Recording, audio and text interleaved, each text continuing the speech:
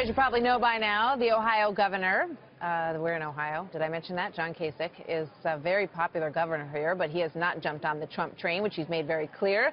The former presidential candidate not attending the convention, not in the queue, nowhere to be seen, really, in his home state. He's not endorsing Donald Trump. He's made it clear yesterday his stance on key issues, he says, is just simply very different from the candidates. When you say things, you ought to mean them. If you don't mean them, don't say them. There's great danger. I'm very aware of being a self-righteous politician. Any of us can find ourselves being self-righteous. You know what happens when you're self-righteous? You get hoisted on your own petard, hung on your own petard. I don't know where I'm going to screw up, but it's inevitable. Governor Mike Huckabee is former 2016 GOP presidential candidate, of course, and a Fox News contributor. Governor, good to see you this morning. Thank you, Martha.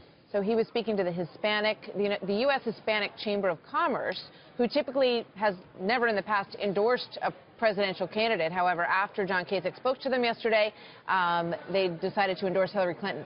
Yeah, he's really winning them over for the Republicans, isn't he? Look, I think it's a shameful thing that John Kasich is not showing up, at least to give a welcome to the delegates. This is his state. People here elected him. I was in the hotel yesterday having breakfast, and one of the servers came by and said, she didn't know who I was. She just said, I'm very embarrassed for our governor. I'm embarrassed because he should be here. And right now, John Kasich's face is on milk cartons all over Ohio because nobody knows where he is. But he's not in Cleveland. I think it's disrespectful to the people of Cleveland and the state. If we go to have a convention and you have a Democratic governor, he'll still come over and give a welcome. He's not endorsing the whole platform, of course.